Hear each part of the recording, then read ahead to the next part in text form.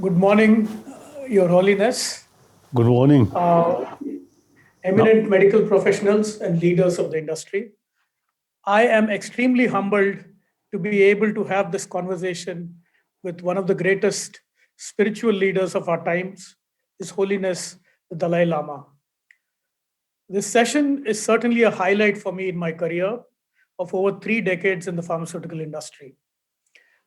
We are privileged to welcome the healthcare professionals, colleagues, and leaders who have been our frontline warriors to protect lives and take care of our health in these extraordinary times.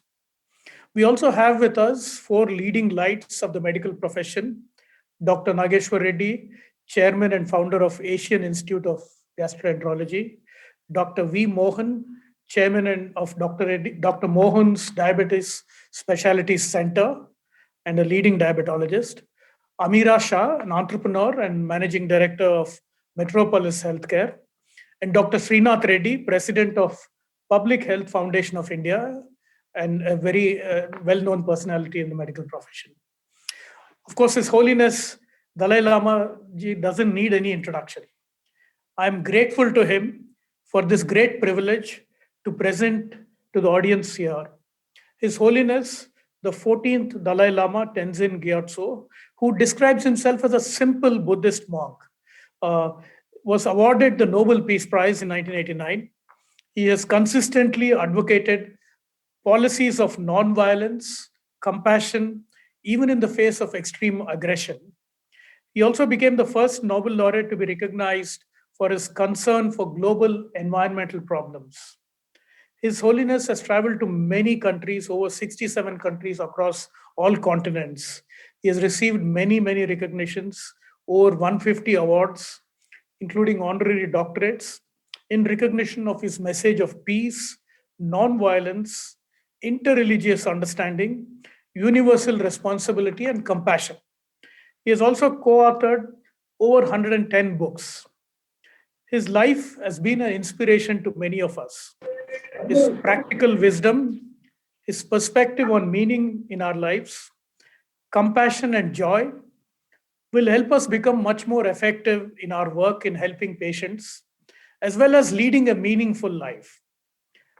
We're going to have an engaging conversation with him and listen to his thoughts on compassion today. As a pharmaceutical company, Dr. Reddy's, we are very proud to be associated with this conversation. As the pandemic hit us, we were motivated to do our best to find solutions. We have collaborated with global majors and focused our R&D and innovation efforts in finding solutions to treat all aspects of the disease. We have also focused our efforts on keeping the supplies of critical medicines going to patients worldwide and also protecting our own employees' health. While the pandemic taught us many lessons, we were most inspired by the compassion that we saw around us, as well as the bravery of the medical profession and the way they responded.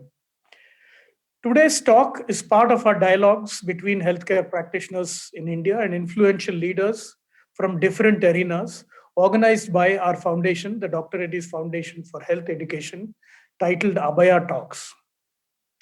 Healthcare workers and professionals have been working tirelessly during the pandemic, and they have proved critical to the health of our vast population. The situation called for enormous sacrifices from all nurses, doctors, all professionals from the healthcare sectors. We've been working round the clock in a high risk environment. And through these talks, we hope to build perspective and to empower these professionals to manage stress and cope effectively with the enormous pressures they face.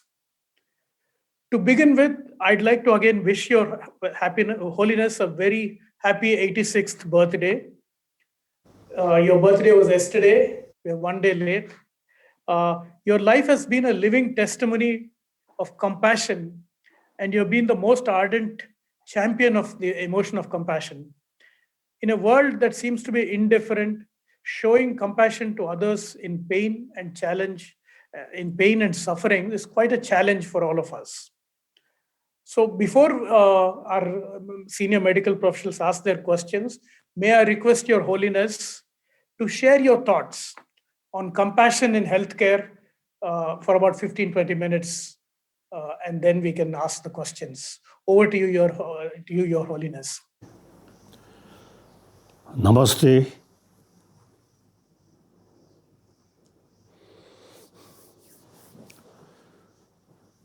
Tristele. Good morning.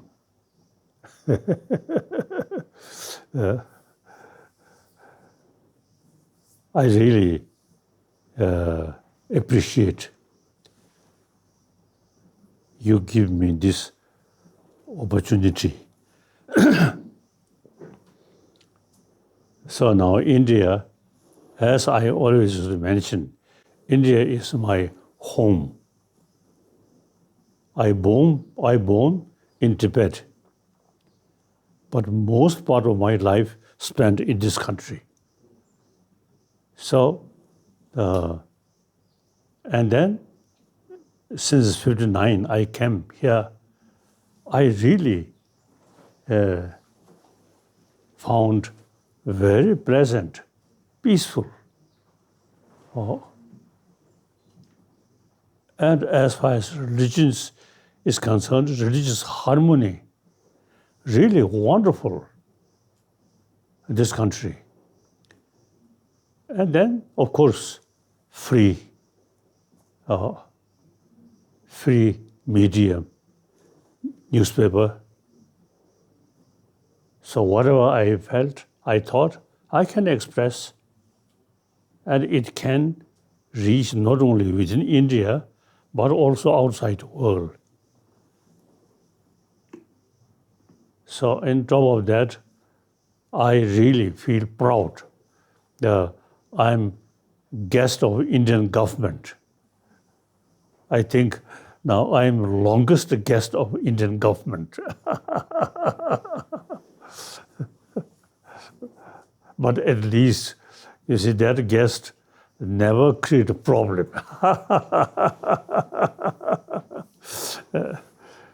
So I really happy remaining here. Then I want to thank, firstly, yesterday, my birthday. So many my friends express happy birthday. So here I want to take this opportunity to express those people, including some leaders.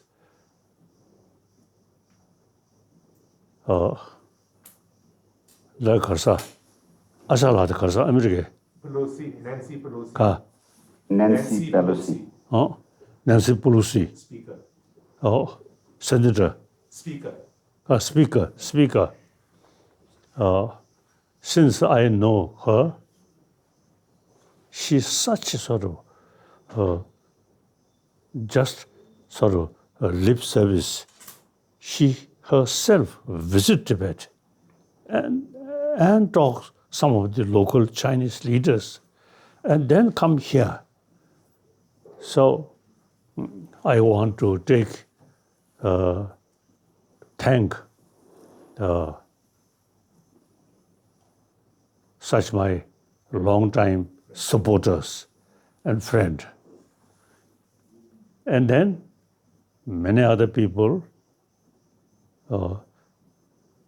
including Indian Prime Minister and many ministers and also chief ministers and number of sort of my Indian friend, they sincerely express congratulations my birthday. So I very much appreciate. You see, these are say friendly expression. I do not consider just a diplomatic something, but all, you see, sincerely, wholeheartedly, you see, express. So I want to thank all those people who really think about my life, something useful. So I very much appreciate. And the more people, sincerely express that way, then that gives me determination, inner strength. I must live long, as much as sort of life possible. So according some my the dreams and some sort of predictions, my life 110, and some say 113. So it's more people, genuinely sort of express friendly and respect and expectation. So I determined I must live at least 110 years. So I determined, and as I mentioned already, as a guest of Indian government, you see, I remain here, very peaceful. Daily practice, I carry at least a few hours, some meditation. All these actually Indian tradition, mainly Nalanda tradition. So one DSP, my close friend, he described me as a Nalanda chancellor. He described me that I feel really great honor. The reality, simple Buddhist monk and refugee. But since all my knowledge, my practice according to Nalanda tradition, since 8th century, the Tibetan king invited one great master at that time of Nalanda, Chandarakshita.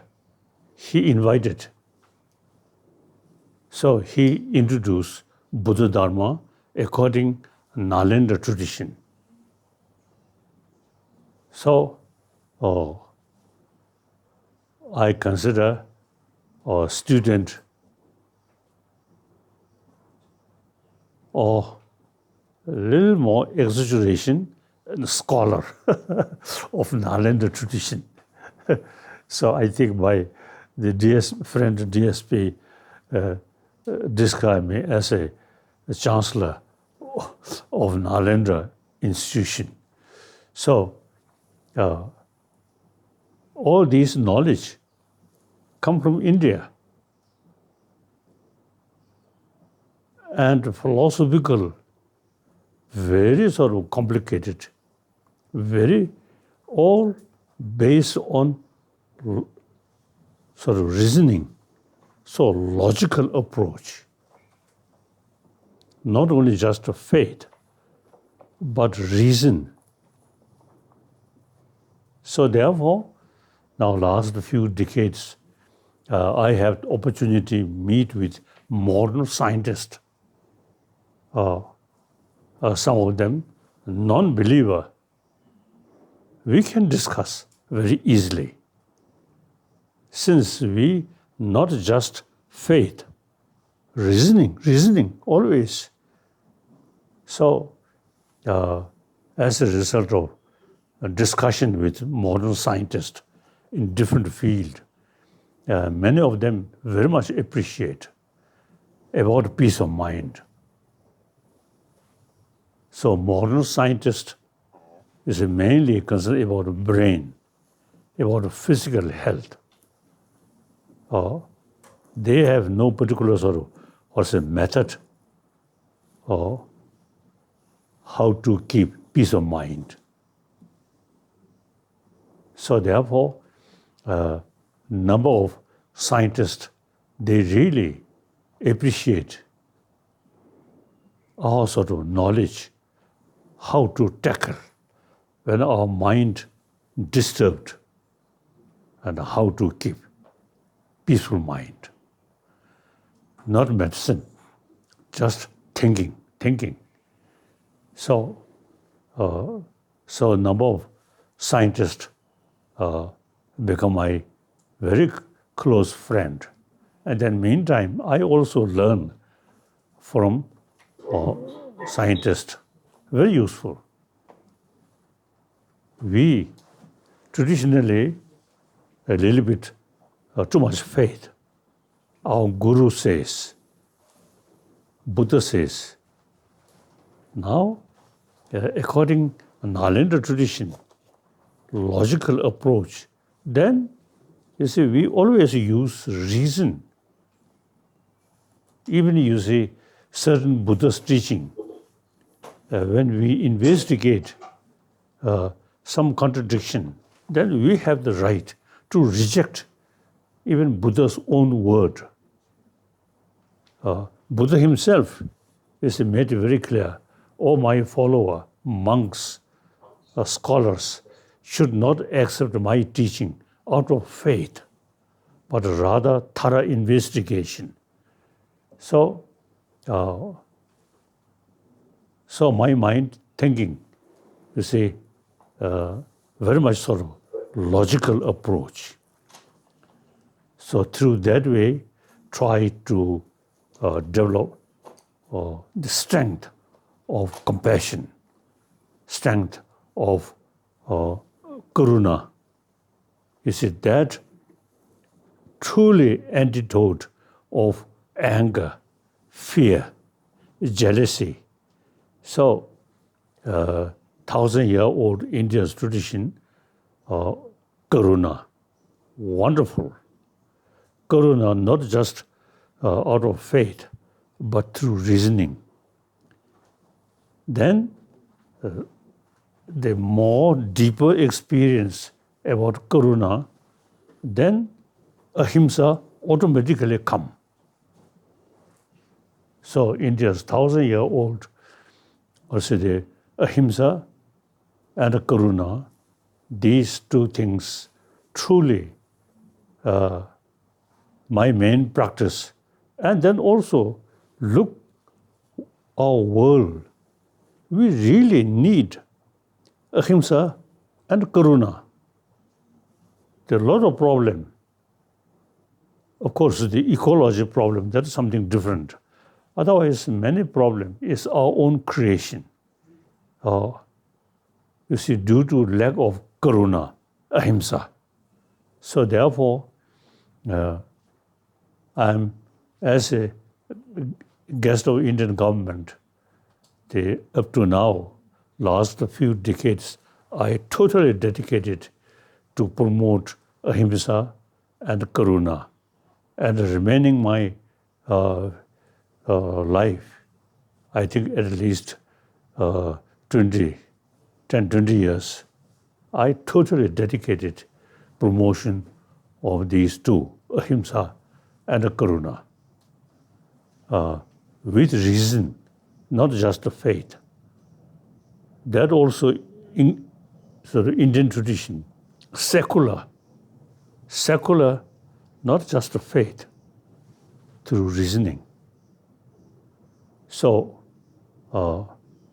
and with that, automatically respect to all religious tradition automatically come. All major religious tradition. You see, main message is karuna. So therefore, you can develop genuine respect all major world religious tradition. In the philosophical field, different. Some believe God. Like Jainism and Buddhism, no creator. ourself is actually a creator. But in spite different philosophical view, all message is same, karuna, ahimsa. So that is the basis to grow religious harmony. Look, this country, all major world religious tradition exist here, but all mutual respect, harmony, wonderful. So now my latest commitment is my experience and some knowledge which come from India. Now I'm really want to revive these Indian thought, secular way, and India modern education, which introduced Britisher from West, that also very useful, materialistic sort of education, very useful. With that, must combine with ancient Indian knowledge, ahimsa, karuna, and through meditation, shamatha, vipassana. I feel the previous century, Mahatma Gandhi ji, promoted through his own practice, ahimsa. And then in South Africa and America and many places, number of thinkers, including some politicians, seriously sort of follow Mahatma Gandhiji's non-violent struggle. Like Bishop Tutu, and then also America, Martin Luther King. Martin Luther King. I was told the late Martin Luther King's wife once told me that Martin Luther King very much attracted towards Gandhiji. So he even want to dress like Indian. She told me like that. So I think previous century, truly Gandhiji show world non-violence. Wonderful. So now today, a lot of problem, killing, bully. So such sort of occasion, the India's 1,000-year-old concept of ahimsa and karuna. So I totally dedicated to combine modern knowledge and ancient Indian knowledge combined. So now I'm thinking, say, after this illness also cease, I'm very, very eager visit Delhi and see Prime Minister and other sort of concerned ministers, officials. And then also I'm keen, I'm very, very keen to meet some education professors in Delhi, how to combine modern education and ancient Indian knowledge combined. So I'm dedicated, very much sort of thinking like that. kunju tsangma member che menju nalo lega che nge resha che san di nalo cham yingji la di ani menju che di nalo lega di nalo ke chimbu khande cha de di kala nas. Yes. Now, the compassion in healthcare.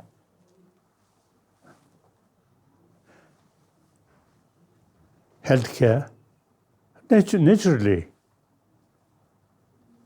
too much disturb or mind or emotion. Then physical level also, you see, such as blood pressure increasing and cannot sleep sort of sufficiently.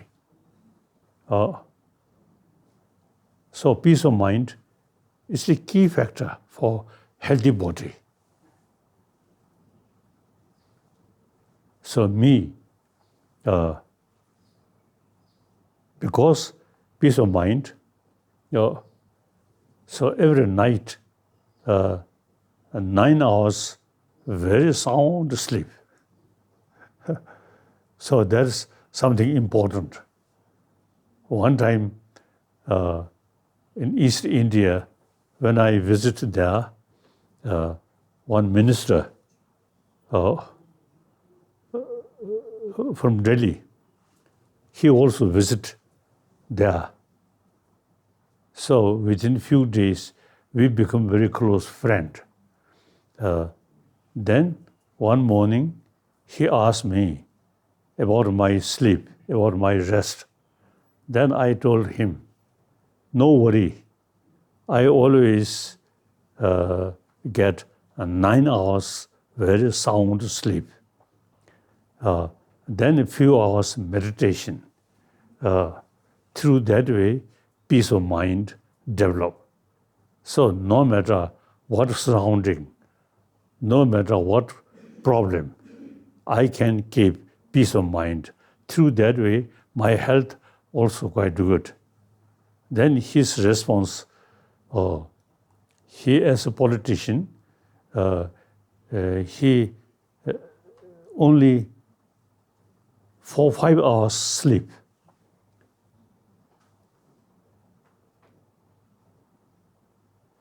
And then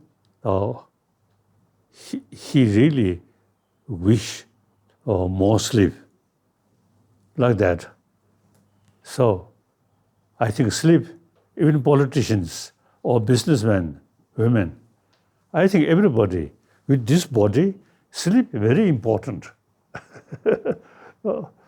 Sound sleep. For that, peace of mind really make differences. So with sufficient sleep, that automatically bring a physical condition become normal, like that. So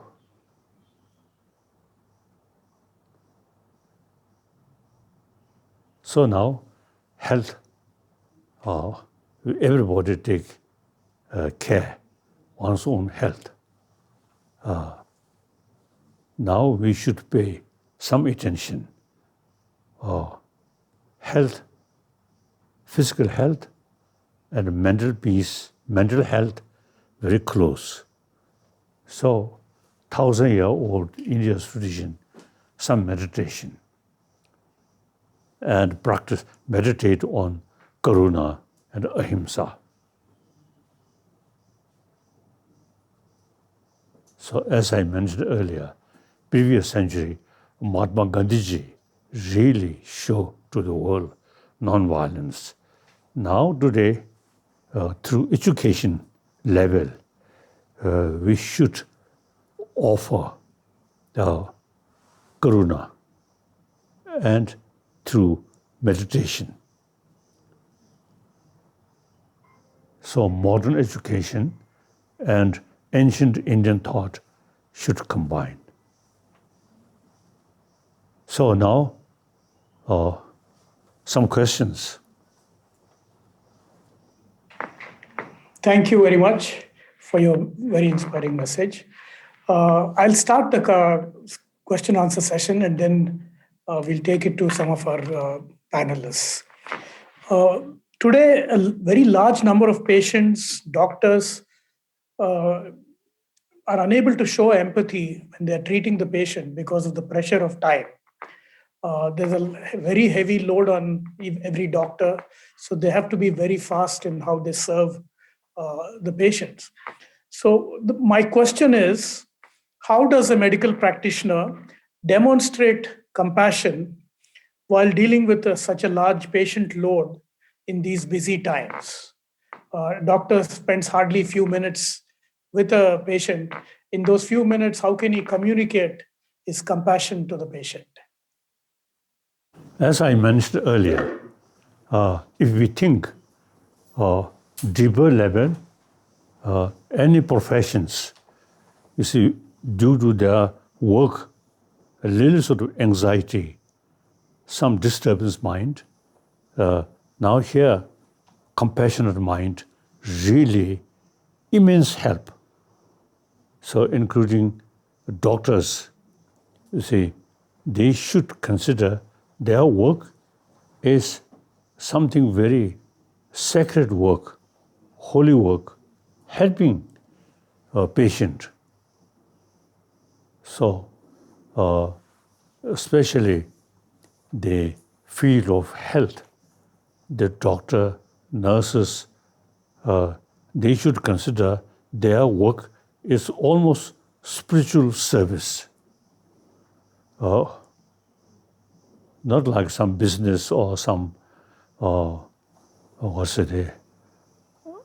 other technology work. The doctors, nurses really taking care about the person's health and including peace of mind. So doctor, according to my own experience, when I met some doctor, maybe very expert, but without a smile, and sometimes I feel a little sort of, he might carry some experiment on my body. But doctor, when you see checking me with smile, with human feeling, then I feel full confidence. Now this doctor truly, you see, take care of me. So the doctors, you see, smiling and seriously, compassionate way, taking care about patient is something very important. The patient, of course, when mentally happy, peace, is very helpful to recover the physical illness also. Okay, thank you. So, despite our best efforts, sometimes patients don't survive. Healthcare professionals have to deal with this every day. My question is, how does a healthcare professional extend compassion and loving kindness to comfort patients when they know clearly that they will not survive or they know their fate? How does doctor deal with this compassion fatigue and comfort the patients? Certainly, the patient who now soon die, or they're surrounded with doctors, nurses, with compassionate sort of attitude, then that dying person also feel much happier, much peaceful. So then, according our tradition, Indian tradition, we believe life after life. So the mental state at the time of dying should be peaceful. Too much anxiety, and with anxiety, some anger is very harmful. So therefore, the doctors, nurses who surrounded that patient who are dying, you see, should provide peace of mind through compassion, through karuna, very helpful. Our life starts with our mother's affection. That's karuna. So at the end of our life, also in the atmosphere of karuna, there then you see it is much better.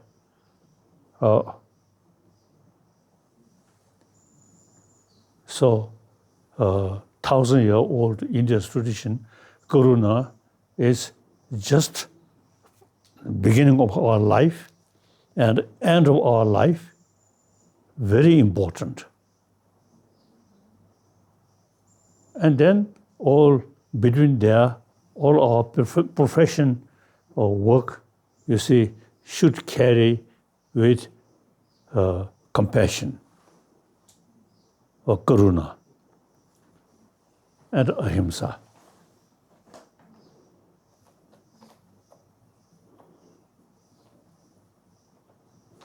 Sometimes we all face situations which create negative emotions in us.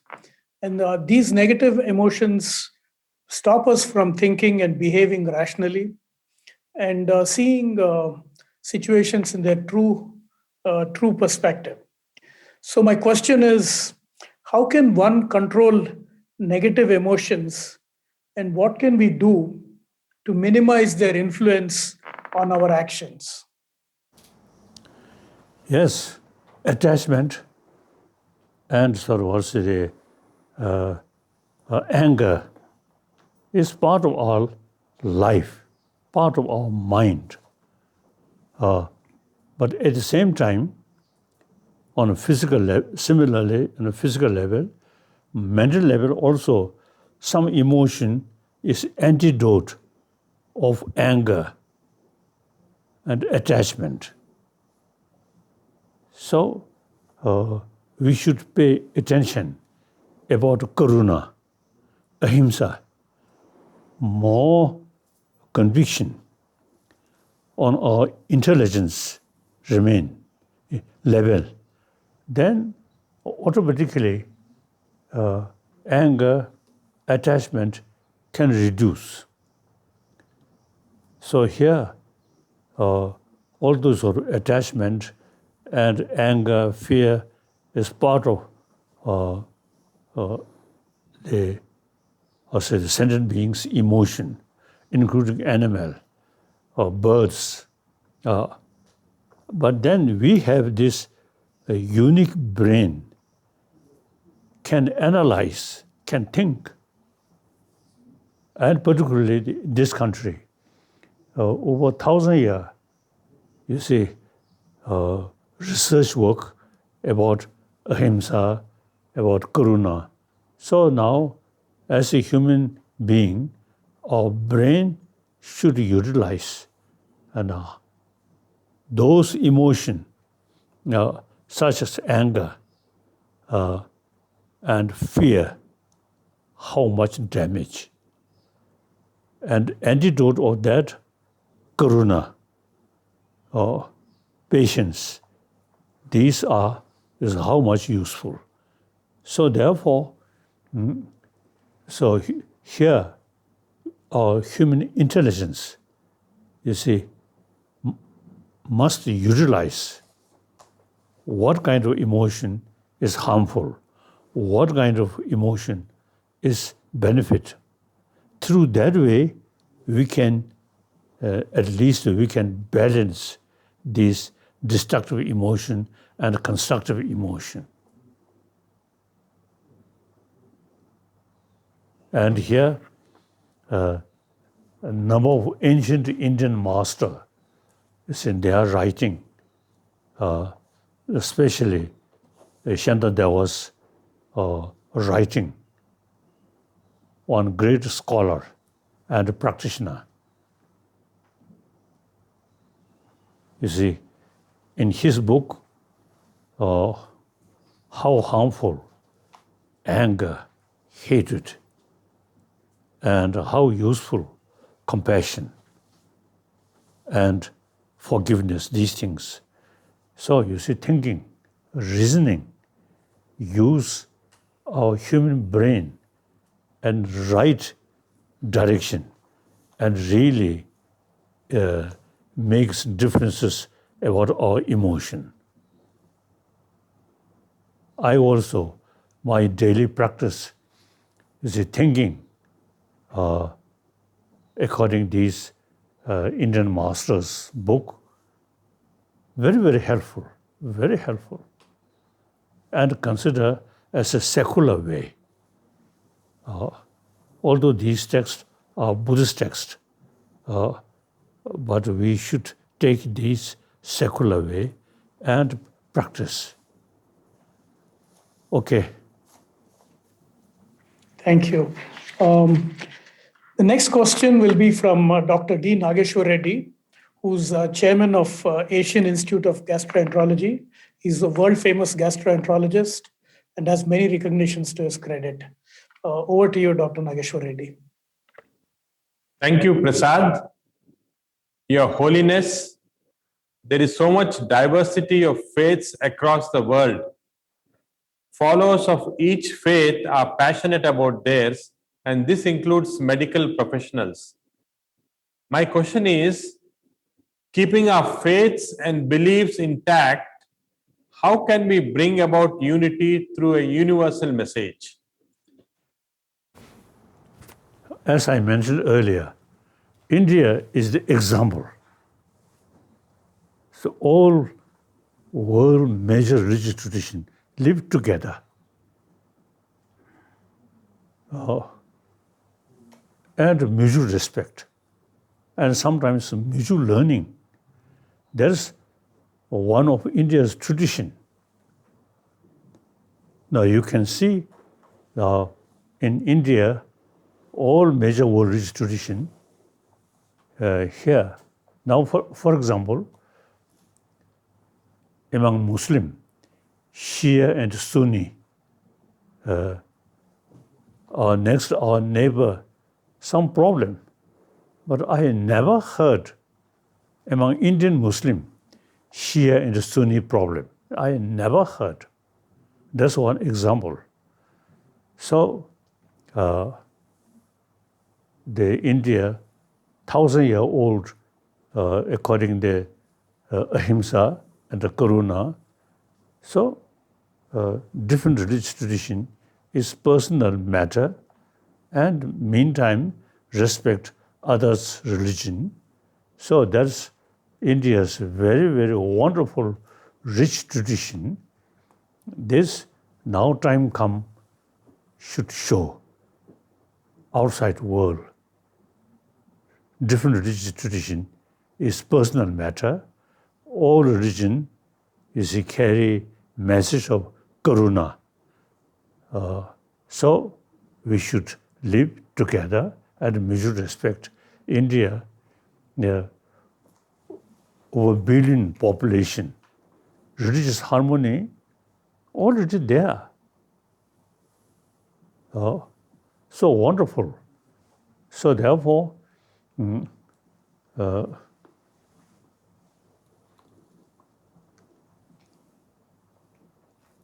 India, since you see religious harmony already there, this is not a political reason, not some other reason, but traditionally we have, you see, this practice, this tradition.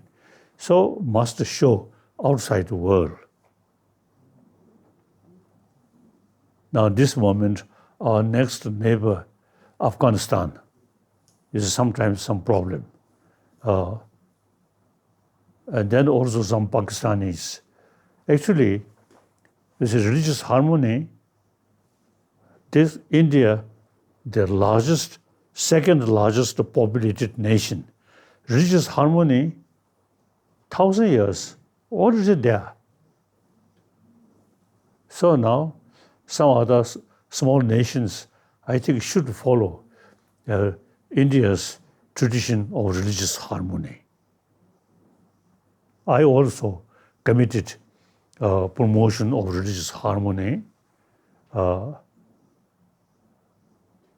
In philosophical field, there are differences. Even within Buddhism, like Saudantic, Chittamantra, and Madhyamika, and within these different school of thought, you see different views there. But we live together. When I met Buddhists from Sri Lanka, Buddhist monks and nuns from Sri Lanka or Thailand and Burma. You see, we all, you see, they follow of the same Buddha.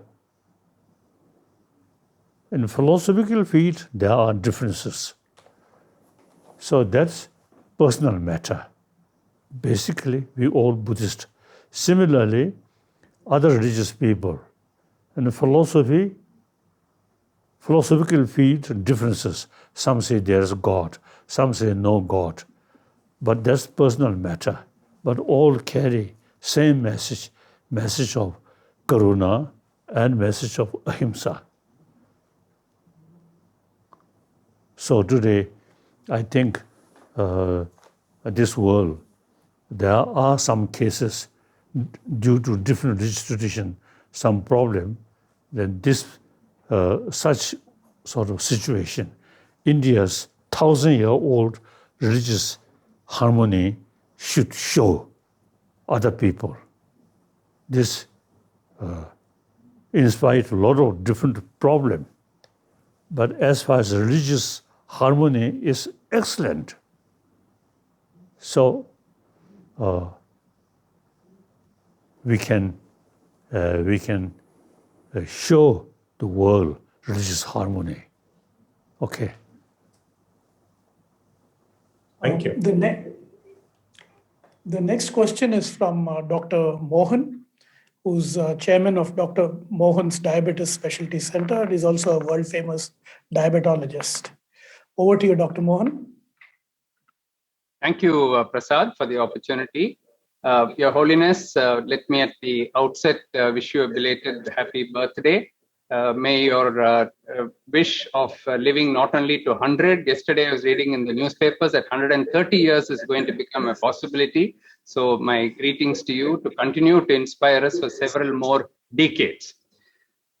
We all know that, and you mentioned it, Your Holiness, that medicine and healing was earlier just a seva. It was just a noble profession. But the way the medicine is being organized now today, it's become more and more like a business. And you use the word business. Sometimes it's not avoidable, it's unavoidable because corporations start hospitals. And so it becomes more and more like a business, which is a little unfortunate sometimes. So my question to you is, how, even in this modern era of practicing medicine, which is becoming quite costly, can doctors combine empathy and spirituality with a successful medical practice? Thank you, Your Holiness. Actually, every human action, we should carry every human action combined with human affection. Now today, 7 billion human beings, we have to live together. So also sense of oneness of human being, and I want happiness. The others also want happiness. So I do not want to bring some unhappiness to other. So then, different human activities, I think including warfare, with some sense of compassion, is much less destructive. So therefore, every sort of human action carry with sincere karuna.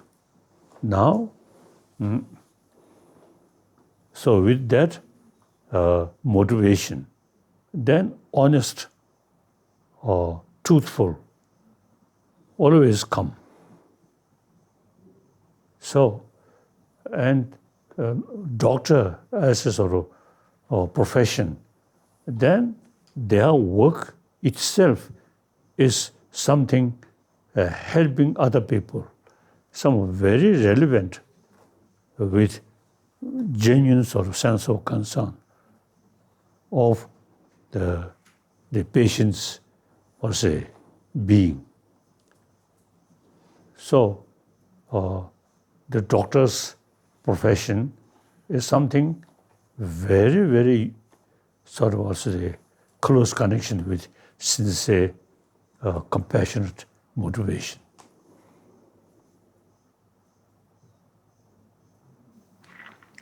Yes, like that. Thank you. Thank you. Our next question is from Amira Shah. Amira comes from a family of medical practitioners. She's an entrepreneur and managing director of one of the leading diagnostic chains in India, Metropolis Healthcare. Over to you, Mr. Shah. Thank you, Mr. Prasad. And Your Holiness, thank you so much for being here with us today. Today we are seeing across the world, we are all being conditioned to accumulate. And we are being conditioned to take more, receive more love, receive more material things. My question for you is that as we progress and as we become more secure and we decide to give back to our communities and our societies, there is still a fear left in all of us about giving too much and not keeping enough for ourselves. How do we get over this fear and be able to give much more of everything that we have, our heart and our material things, and care less and get over this fear of not having enough ourselves? I think every human action, no matter something positive or negative, must combine with human intelligence. So, say, positive action is give some help other people through wealth or you see, must utilize human intelligence. So, given material thing,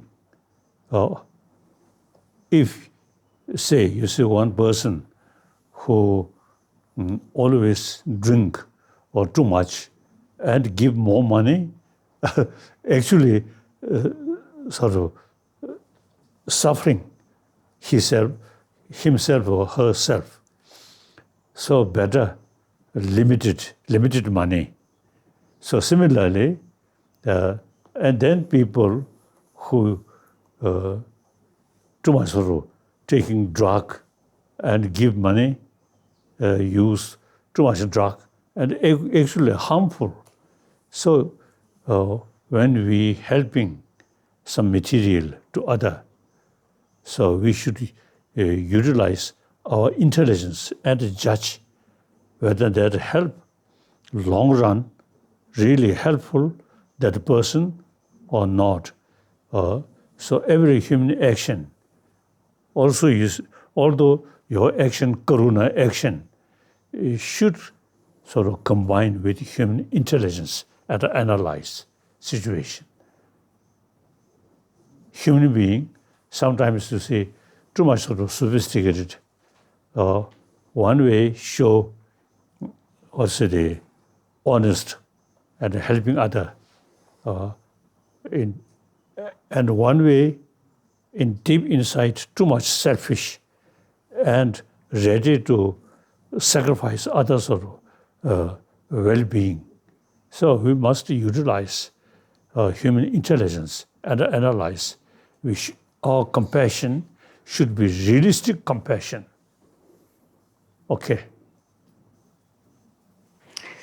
Our next question is from Professor Srinath Reddy. Professor Srinath Reddy is president of Public Health Foundation of India. He has many recognitions and he's been the president's personal physician, as well as been very active in public health throughout his life. Over to you, Professor Srinath Reddy. Thank you. Your Holiness, may the grace of your long life bless the world with your vision and wisdom for many more years. Despite recognizing that common global threats call for a concerted global response, we are seeing narrow nationalism prevailing, whether it is in sharing COVID vaccines or in combating climate change. My question is, how can shared values of global solidarity emerge from awareness of shared vulnerability of the entire world? Now, actually, existing our education, you see, much sort of was related with human intelligence, external things, and existing education, not much sort of emphasis about peace of mind. So, as I already briefly mentioned, and our education, you see, should include, you see, karuna is something very important. Karuna not consider part of practice of dharma. Simply, we human being, in order to remain peaceful human being, and now some scientists say we are a social animal. So social animal, you see, always, you see, yours as the group is the basis of your own life. So take care, never harm, because your neighbor is the basis of your own happy life, successful life. So that's human nature. Now, in sort of in reality, broadly speaking, over a billion human beings, we have to live side by side. Easterner, near future depend Westerner. West and similarly North and South. So 1 billion human being, their future life, their life, interdependency. So therefore, utilize our intelligence, the real, because accept that reality. So every human being, our brothers, sisters, and West peaceful, East also get benefit. Similarly, North and South. So judging from that, we really need sense of oneness of 7 billion human beings.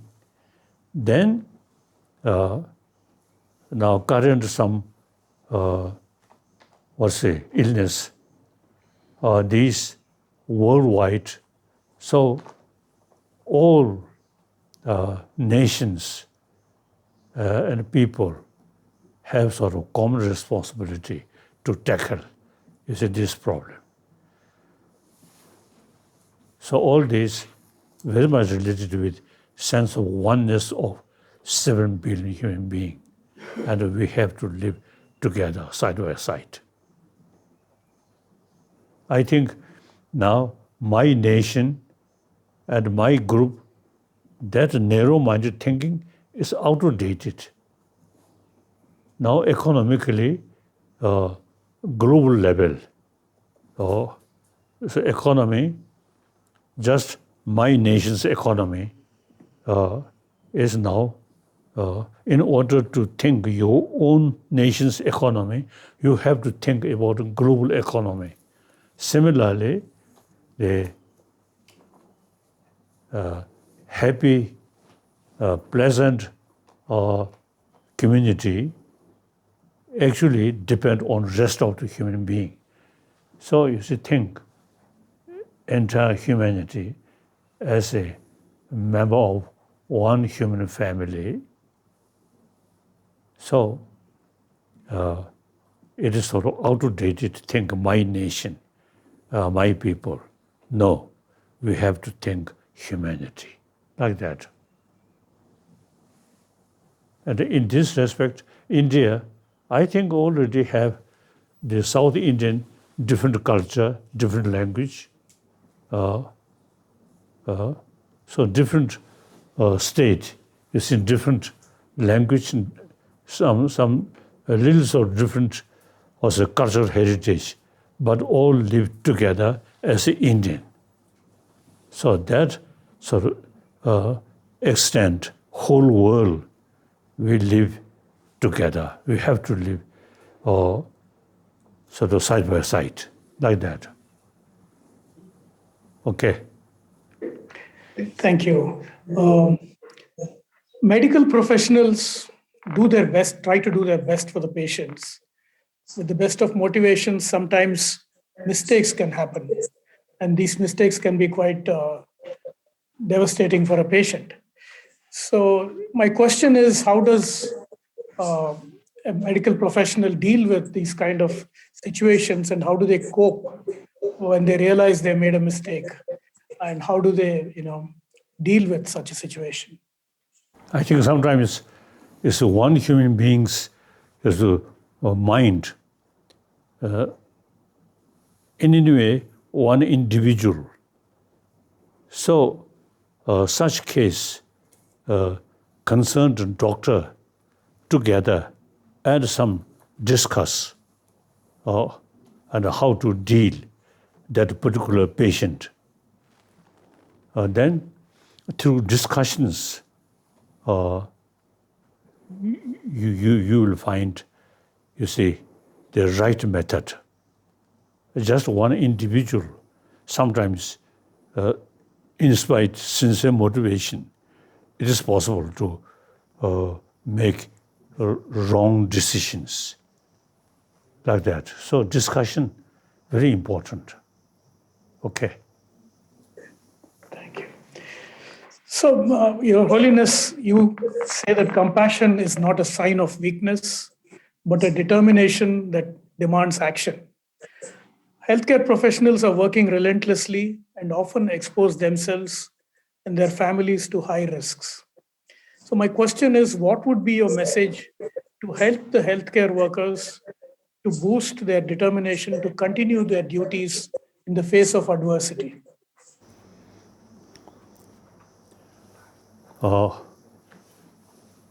When people, you see, passing through hospital, we always feel, this take care us. So, not like a military compound when we're passing through,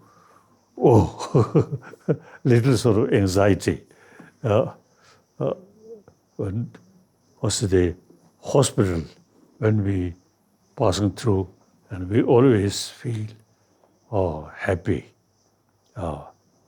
This sort of organization protect us, helping us, so always feel much happier. So, so the doctors and sort of also the nurses should feel proud. Their work is truly serving, practical serving, not just a prayer like that or lip service, but actually serving human being. So should feel proud. Thank you.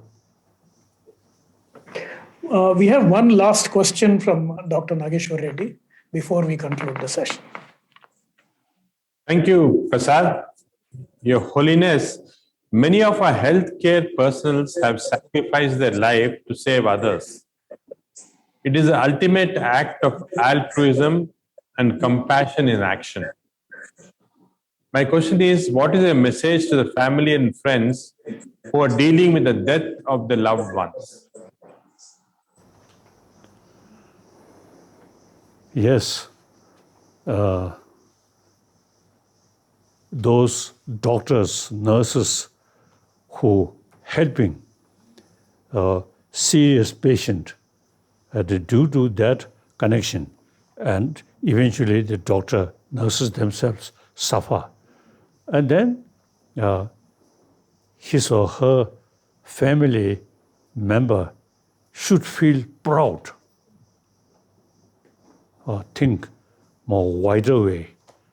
And then also, if there is sort of opportunity to tell more people, our friend, doctor, nurses sacrifice their own life in order to, how should they, help other people. Then people, when you hear such things, you really feel sort of also the admiration. And according to their belief, they certainly pray. When I heard some doctors who really helping other people, then finally doctor themselves suffer, I always pray. So that's really a source of admiration. Okay, thank you. Thank you. Thank you very much. Your Holiness, this has been such a powerful session. Your exposition of our universal values of ahimsa, karuna, and with reason, not just faith, being secular, all these are very powerful lessons to all of us. A mind committed to compassion is like an overflowing reservoir, a constant source of energy, determination, and kindness. So we all pledged to keep compassion at the epicenter of all our efforts and to provide the best care and cure to our patients. Your Holiness, we are extremely grateful and happy to hear your wisdom on the various occasions. We are also very proud that you call yourself a son of India. That is a matter of pride for us. Your presence is a blessing to all of us. We are all inspired by how you draw lessons from the wisdoms of our ancient masters from India. You talked about the Nalanda tradition and many such things which we tend to not give as much importance as we should. Thank you very much. And we consider you as a divine gift to India from Tibet. Thank you and namaste. Thank you. Thank you. With that, we conclude this session. That's all. Thank you. See you again. Thank you. Oh.